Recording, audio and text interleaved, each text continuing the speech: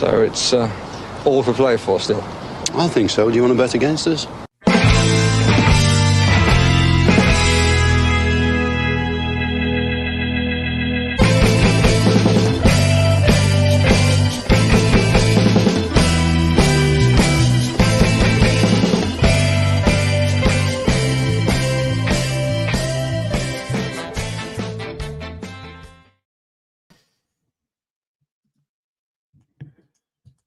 Hello, villains, and welcome to For the Love of Paul McGrath podcast for the final whistle podcast, the post-match podcast for Atletico. I said it again, Atletico Madrid. Athletic Bilbao versus Aston Villa today. Aston Villa 3-2 winners, and I think it's safe to say, Paddy, if not when, but will it be before the end of this podcast, before Paddy Power pays out and Aston Villa win the league after that game tonight? Well, they probably have already, yeah. Yeah, it's Paddy Power paid out and Celtic winning the league after one game in the Scottish Premiership. So yeah, but no, I think that was a much more refined, much more coherent performance, I think, from Aston Villa tonight, specifically in an attacking sense, and that's something we said we wanted before the game, Paddy. Isn't that right? Well, that's exactly it. Whatever about the attacking, I just enjoyed the fact that we spent the first 60 minutes passing the ball very, very well, working little intricate passes. The intensity was up. The head was in the game. We were absolutely chalk and cheese comparing what was happening in America. So was America about just getting the players back up to full fitness and ready for these two fixtures? Yes, it probably was. Could it have been more? Yes, it could have. I would hazard a guess that both of the goals that were disallowed could have been allowed because they both looked onside. Now, I know the camera angle isn't great in the Best Cot Stadium. I really don't like the camera angle there. It's tough. It's hard to get a good wide angle of whether it's onside or not, but they both could have been onside. And yeah, look, it was a lot more polished. It was great. It was great to see the players getting on the goals came that we were talking about beforehand, that we were worried about coming.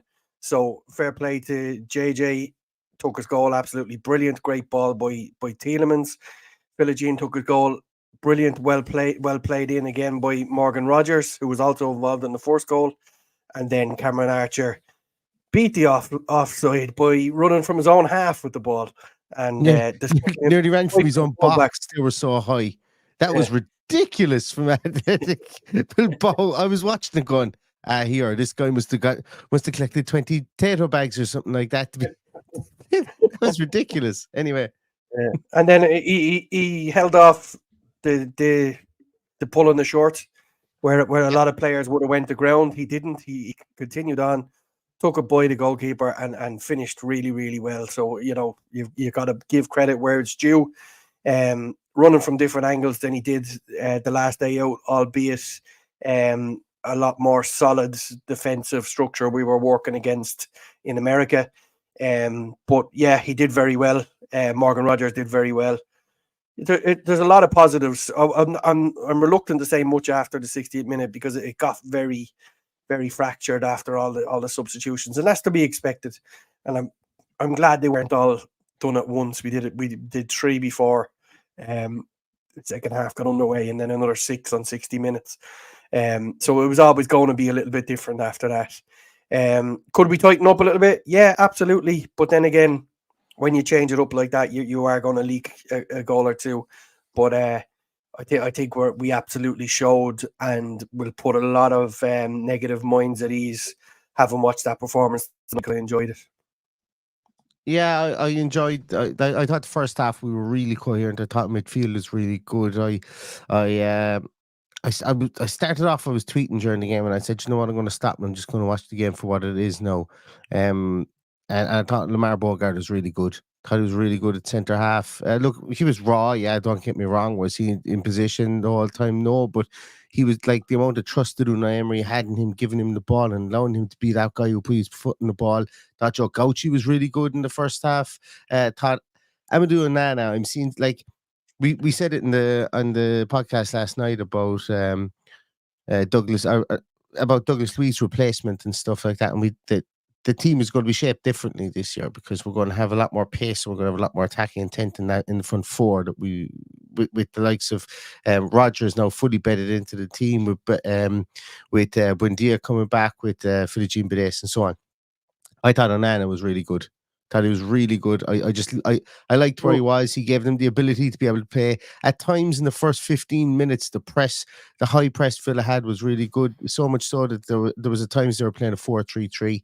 And they had the midfield was still really solid. And Amadou Onana he made up an awful lot of ground, I thought, in the middle of that midfield. Tielemans passed for JJ's goal at the start. I thought exquisite. Like he does fun. That's his thing. That's his calling card. Yeah. Tielemans And I love the quick thinking of it because Rodgers knew his first touch needed to be perfect. It was perfect. Laid it off to Tielemans and then bang straight through the gap where JJ was. And look, we're looking around at all these people going, this we've got so many attacking options here, and even down to Nedeljkovic making that run at the end. This fella's going to be a weapon. This fella's going to be a weapon. 100%. The pace of it. He scampered off there at one stage, and I was like, "Who's this?" Like, absolutely, he went off like a fucking 200-meter runner. He was just absolutely flying it. And then, like, that's a penalty. That's reviewed by VAR. That's a definite stonewaller in the Premier League, I think. You mentioned about 2 goals. Morgan Rodgers finished for his one that was offside, which I think was onside. What a finish that was! Like, absolutely exquisite finish. Yeah, incredible. And then Cameron Archer, he got his second bite of the cherry, as you mentioned, because the one where he was flagged for offside, where he scored, was obviously inside their half, but it was that same thing. He peeled out to the left hand side and cut in and took his chance. And look, I'll be honest, like last night's podcast, once again, remember we were playing kind of devil's advocate with regards to it, and still, like as I say, he's still incredibly raw, Cameron Archer. And scoring goals like that is really good for him, and it's really good for Villa, because like that's a kind of a goal. Like Ollie Watkins could score that goal, but there aren't an awful lot of people that would not throw themselves to the floor after getting dragged down, and get the player sent off. And maybe Archer does that if it's the first day of the season, and if he feels a hand on his shoulder against West Ham, and he's going through like that, and he throws himself to the floor and get the other person gets sent off, and maybe we take a free in the edge of the box, or maybe as the goalkeeper's coming out, he doesn't try to go as wide and gets taken down and maybe gets the penalty. But what a finish from him, I'd have to say absolutely brilliant. And all 3 goal scorers were academy graduates, which is great for Villa as well, I suppose. But they're very, very, like, look, I suppose if we're to split hairs with regards to negatives, the first goal was a Villa goal to concede. I've seen us concede goals like that a couple of times in the last 12 months. I thought that we would, or I'd hope that is that when we kick off in 10 days time or whatever it is, that kind of stuff gets eradicated. Tielemans goes up for the ball, he only half-heartedly goes up for it. Bailey goes up for it, he only half-heartedly goes up for it. And while they're not aerial giants, somebody should be coming out there and trying to head the ball from the goal side, as opposed to these 2 guys were both attacking from the edge of the box side, if that's what I'm going to say. And that to me is just a small bit of lapse of concentration for that goal, for the first goal. But they're just momentary little pieces, I think, that I would be critical of, and they led to goals, and that's why I said I'd mentioned it. And the second goal probably should have been dealt with by the goalkeeper. He was very annoyed at himself. You could see he was pissed off. Just a word on Joe Gauci. Did very, very well in his time in goal. Nothing he could have done about the actual goal itself, but pulled off a couple of good saves, seemed assured. And the one thing I like about when you're in pre-season, you can hear him commanding his area, you can hear him shouting. At one stage, a ball came across the end line, and he absolutely bollocked the fella out of it to get out of his way. And that's what you want from your goalkeeper. You want him to be a leader, you want him to be a shouter, and you want him to go and command his area. So there's hope there. Whether it elevates him to number 2, I don't know, but we'll find out when the season kicks off. Well, it will probably have 3 goalkeepers as usual, although I doubt it with the amount of players we have in our squad now. Yeah, that's another thing as well. Still didn't find anything out. A couple of you guys are asking about Barnechea. We didn't find anything out. Haven't seen anything on that yet. No, Did you see anything, Paddy, on Barnechea? no, no. Um, I'd love to have him back for the game at the weekend. It would be really nice. But Lost me? yeah, I just lost you slightly. But you didn't read anything on Barnechea, did you? No, nothing at all. I haven't heard anything.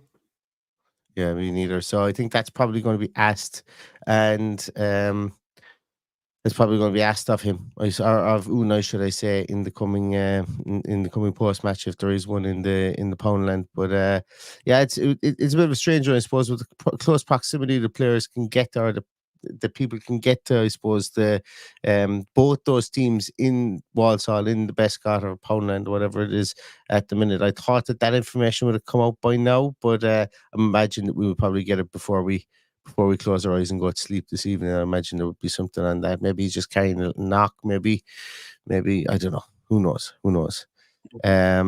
Sea Lion, I just says that for the reporters popped something up on who? I think On that's whom? about Duran. Oh He yeah. said he wants Duran to stay, and he's going to give him the number 9 short if that's what's going to happen. But Yeah, we'll wait and see. I forgot. I don't think I mentioned that to you, Paddy, yesterday. But I had gotten a sniff of that from somebody as well, and we mentioned it last night in the podcast that Duran, I would be 60% that he was staying, and we did mention as well, Paddy, that the number 9 shirt was up for grabs. I had actually heard that yesterday, and I was tiptoeing around it on the podcast last night because, as I say, we don't want to break news on the podcast because we're not Well, ITK or anything like that. you just don't know what kind of mindset he was going to come back in, and that's why he That's came it. back with no number on his training gear.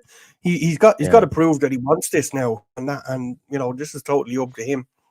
But the short is obviously there, ready for him. Should he want it? And there's no bigger carrot than look. We know that whatever 50 odd games we're going to play this season, there will be opportunities for him. I said before, he didn't take any opportunity where he started the game last season, so that's all on him. It's not on Unai Emery. It's not on us. So he needs to better himself. But yeah, it'll be an interesting few days, and it'll be interesting to see if they take him to Dortmund. Yeah, indeed. We're not going to spend ages trawling over this one because I'm going to be back on tomorrow night again with somebody most likely, and then Friday night again, and then Saturday, of course, we've got Dortmund. So there's podcast after podcast after podcast for the next few days. Tomorrow night might not go ahead, but still, anyway, if we do get the person that I'm looking for tomorrow night, we'll go ahead. But one thing I want to talk about, Paddy, is Jacob Ramsey. And the reason I want to talk about him is I think he was just integral to everything that happened in that first half. I know I mentioned about Amadou Onana and the fact that he just sucks up space for the other team. He's just a massive mountain of a man. But I thought Jacob Ramsey was absolutely brilliant in that first half. I thought he was the Jacob Ramsey of old. Getting on the end of passes, moving in towards the centre, staying out wide with the great understanding of the overlap with Digne there as well. His goal was taken brilliantly. He nutmegged the goalkeeper. I'm really excited about him being back and being fully fit. And I don't think we can underestimate the ability that he has to be able to carry that ball and to be able to get in between those half spaces, because the fact that allowed Morgan Rogers to go inside the small a bit more today, I just think that that's really exciting, and they're a good partnership to have on that left-hand side. Because a lot of people have been talking about it's going to be one or the other, and potentially we might see both of them there. With Rogers playing in that 10 position and Ramsey playing wide left as well. So I'm delighted to see him there, and he really got the hair on the back of my neck going now, I thought, because I was just thought he did everything very happy to see it. Right, if that makes sense. Yeah, no, it absolutely brightened up the night for me. I was delighted for him. I just hope his injury issues are now behind him, because what we've seen tonight is that Morgan Rogers can also run that line and run the channels well.